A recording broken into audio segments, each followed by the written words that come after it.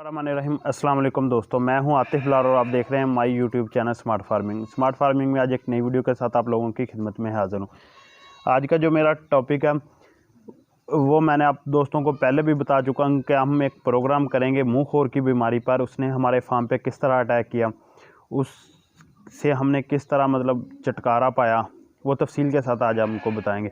कौन कौन सी मेडिसिन इस्तेमाल की, हमें किस तरह पता चला कि हमारे फार्म पे मुँह खोर ने अटैक कर दिया है तफसीलन। शायद ये वीडियो थोड़ी सी लंबी हो जाए, अगर ये वीडियो लंबी होती हुई नज़र आई तो हम इसे 2 पार्ट्स में तकसीम कर देंगे।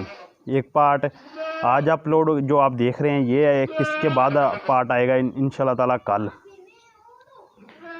तो मैं आज आपको बताता हूँ ये मुँह खोर की बीमारी बहुत ज़्यादा ख़तरनाक बीमारी है। इसमें अल्हम्दुलिल्लाह हमने कामयाबी हासिल कर ली है। हमारे टोटली जानवर बिल्कुल इसे कवर कर गए। शायद इसके जरासीम अभी भी फार्म में मौजूद हो, लेकिन अब उसने कोई 3-4 दिन से किसी भी जानवर पर अटैक नहीं किया। इससे ही हम समझ रहे हैं कि ये हमारी कामयाबी है। ये 2 दिन पहले बारिशें हुई तो इससे लगा कि बीमारी दोबारा फैल जाएगी, लेकिन अल्हम्दुलिल्लाह बारिश को भी 2 दिन हो गए, लेकिन अभी तक कोई मतलब जरासीम कोई ऐसा केस सामने नहीं आया जिससे लगे कि जरासीम फार्म में है। लेकिन अल्हम्दुलिल्लाह तकरीबन बहुत अच्छा रिज़ल्ट के साथ बहुत जल्दी से कवर किया। बीमारी ख़तरनाक थी, लेकिन कोशिश के साथ लगे रहें तो अल्हम्दुलिल्लाह कामयाब हो गए। ये बीमारी का हमें काफ़ी ज़्यादा दोस्तों ने पूछा कि आतिफ भाई किस तरह पता चला कि ये बीमारी आपके फार्म में अटैक कर चुकी है और इसने मतलब क्या क्या नुकसानात किए। जितने भी हमारे साथ यूट्यूबर फैमिली मतलब हमारे सब्सक्राइबर व्यूवर्स जुड़े हुए हैं ना, उन्होंने कुछ ने कॉल की, मैसेज किए, काफ़ी ज़्यादा दोस्तों ने दवा दी और जानवरों का वक्त से हाल पूछते रहे। अल्हम्दुलिल्लाह मैं उन दोस्तों का बेहद मशकूर हूँ जिन्होंने हमारे साथ तावन किया। मतलब तावन यही कि उन्होंने वक्फे से हमें कॉलें की, मैसेज किए, पूछे। तो अल्हम्दुलिल्लाह आज हम बिल्कुल अपने जानवरों को कवर करने में कामयाब हो गए। अब मैं आपको बताता हूँ कि हमने कौन सा इलाज किया। पहले भी मैं बता चुका हूँ कि मैंने किसी डॉक्टर से इलाज नहीं करवाया, मैं ख़ुद ये टोटली इलाज किया है। जो मसले मसाइल है वो आपको बताने लगा। फार्म में ये जब इसका अटैक हुआ ना, रात के वक्त हमने देखा तकरीबन 10 बजे एक जानवर ने अपने पाँव में महसूस, ये हमारे फार्म पे जितना भी था ये पाँव में था। सिर्फ 1-2 केस ऐसे थे जो कि दूसरे थे मुंह में, लेकिन ये ज़्यादातर पाँव में था।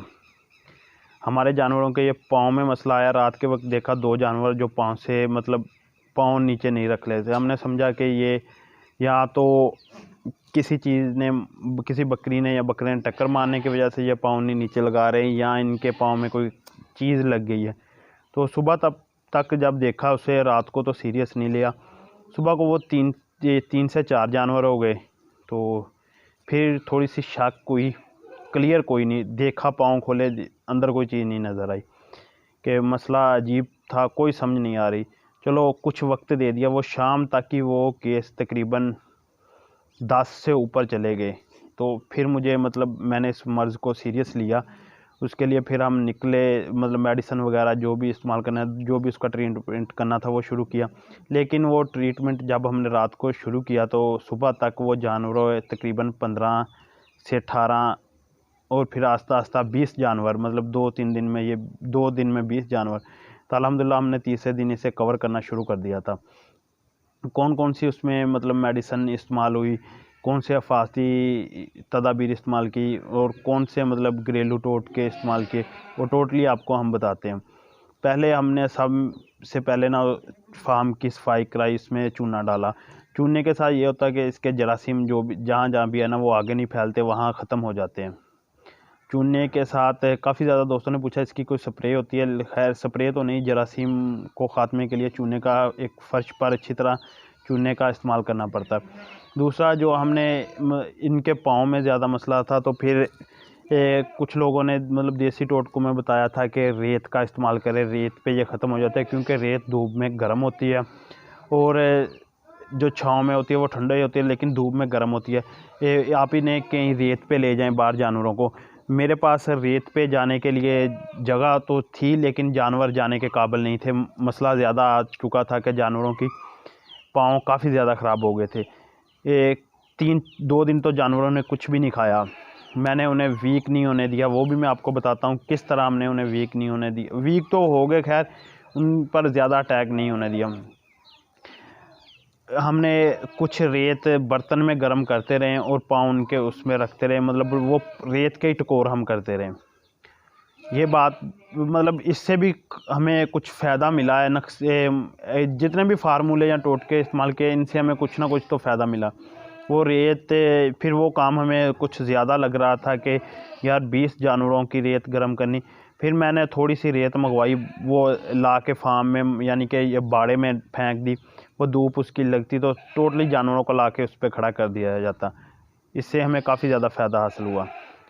پھر دو دن یہ سلسلہ چلتا رہا، پہلے دن ہم نے گرم کر کے رکھی، پھر دوسرے دن اور یہ بیماری کس طرح آئی، یہ بھی بات میرے ذہن میں آئی۔ میں نے کہا چلو یہ بیماری صرف اور صرف ان جانوروں کو آئی جو باہر سے ہم نے منڈی سے خریدے تھے، یعنی کہ جو قربانی کے جانور تھے جن کی ویکسین نہیں ہوئی تھی، نہ تو ہم نے ویکسین کروائی کیونکہ اس وقت ویکسین کا جو ٹائم ہے وہ گزر گیا تھا۔ میں نے کہا شاید ہم نے بھی نہیں غور کی، کیونکہ منہ خور کی بیماری اتنی بکریوں میں نے سنا نہیں تھا۔ میں خود یہ سمجھتا تھا کہ یہ بکریوں میں بہت کم اٹیک کرتی ہے، اگر کرتی نہیں ہے، لیکن جو دودھ والی بکریوں میں تھا اس میں اس کا مسئلہ زیادہ یہ آ رہا تھا کہ بکریاں بالکل دودھ خشک کر جاتی تھی، اور پھر پرابلم یہ ہوتی تھی جن کے چھوٹے بچے ہیں ان کو کیا پلانا ہے، اگر بکریاں دودھ خشک کر رہی ہیں تو بچے بھی ضائع ہونے کا خطرہ ہے۔ جب بچوں میں یہ بیماری اٹیک کرتی ہے تو اس وقت بچے کی فوری مطلب وہ ختم ہو جاتا ہے، یعنی کہ بچہ ضائع ہو جاتا ہے۔ الحمدللہ بچوں کا بچاؤ رہا، 1-2 بچوں میں یہ بیماری آئی وائرس اور پھر ختم ہو گیا۔ ہم نے ان بچوں کو دوسرے بچوں سے علیحدہ رکھا۔ زیادہ تر میں نے بڑے جانور کو اس لیے ان کی کیئر کی بجائے چھوٹے بچوں کی کیئر کی کہ جو چھوٹے بچے ہیں نا ان میں بیماری اٹیک کرے گی تو ہمیں ٹریٹمنٹ کرنے کا موقع نہیں دے گا۔ بڑے جانوروں میں ہے نا تو وہ ہمیں کچھ ٹائم دے جائے گا، 1 دن بھی دے دیا، 2 دن میں ہم کور کرنے میں کامیاب ہو جائیں۔ میں نے چھوٹے بچوں کے لیے اتنے زیادہ فاستی اقدامات کہ ان کی ماؤں کو بھی دودھ باہر لے کے جا کے پلاتا رہا، شیڈ کے اندر نہیں۔ انہیں دودھ پلانے کے فوری بعد بچوں سے الگ کر دینا۔ بچوں کو ابھی تک بھی میں ماؤں کے قریب نہیں آنے دے رہا، کیونکہ ابھی بھی میرے خیال میں شاید کوئی جراثیم فارم میں ہو۔ میں نے دوبارہ چونا ایک بار پھر چھڑکاؤ کروا دوں گا، کیونکہ بارش کی وجہ سے سارا باڑا گیلا ہو گیا تھا۔ 2 بار چونا پہلے پھینک چکا ہوں، وہ بارش سے سارا ضائع ہو گیا۔ اب دوبارہ موسم کلیئر ہو گیا تو وہ پھینک دیں گے۔ یہ مطلب صورتحال رہی ہے ہمارے ساتھ 2-3 دن، جانوروں نے کچھ کھایا پیا نہیں۔ اب میں بتاتا ہوں کہ جو جانور کچھ کھا پی نہیں رہے تھے، میں نے ان کو ہاتھ کے ساتھ بھی چارہ کھلایا۔ وہ جانور بھی کافی زیادہ تھے، صبح سے شام تک اسی میں ٹائم گزر جاتا تھا، خود انہیں چارہ کھلانا کہ یار کوئی جانور بھوکا نہ رہ جائے۔ اگر بھوکا رہ گیا تو تھوڑا بہت تو ان کے پیٹ میں اثر ہو، اگر وہ بھوکا رہ گیا تو وہ باڈی سکور اس کا کم ہو جائے گا، بیماری کا اٹیک زیادہ ہو جائے گا، جانور بھی ضائع ہو سکتا ہے۔ اس صورت میں ہم نے جانوروں کو کور کرنے کی کوشش کی جلدی سے جلدی۔ یہ بھی ہماری ایک کامیابی کی وجہ ہے کہ ہم نے بکریوں کو مطلب اس کا باڈی سکور جتنا وہ کم کرنا چاہ رہی ہونا تھا اس بیماری سے اتنا نہیں ہونے دیا۔ بس اثر تو ہوتا ہے کوئی بھی بیماری اٹیک کرے۔ پھر دوسری بات کہ یہ بیماری کی علامات کیا ہے، اس میں بکری کو تیز بخار ہوتا ہے، اور جن کے منہ سے جاگ نکلتی ہے، اور پاؤں سے چلنا پھرنے سے کاسد ہو جاتی ہے، بکری ایک جگہ کھڑی ہو جاتی ہے، پاؤں اٹھا لیتی ہے، جس کے چاروں پاؤں میں یا 2 پیر میں یہ اٹیک ہو جاتا ہے، وہ بکری بالکل بیٹھ جاتی ہے، کچھ نہ کرتی ہے، بس ایک جگہ پر بیٹھی رہتی ہے۔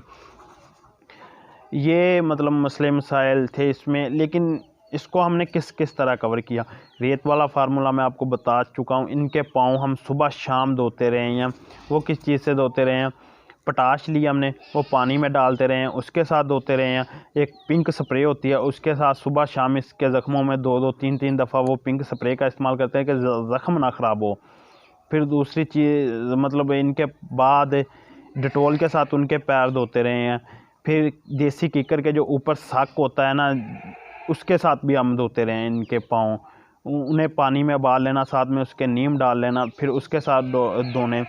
مطلب دن میں 3 سے 4 دفعہ ان کے پاؤں دھوتے رہے ہیں، پھر ان میں پنک سپرے ڈالنا، یہ سارے معاملات چلتے رہے۔ اور ساتھ میں جو ہم نے ٹریٹمنٹ کیا میڈیسن کا، وہ بھی ضروری تھا۔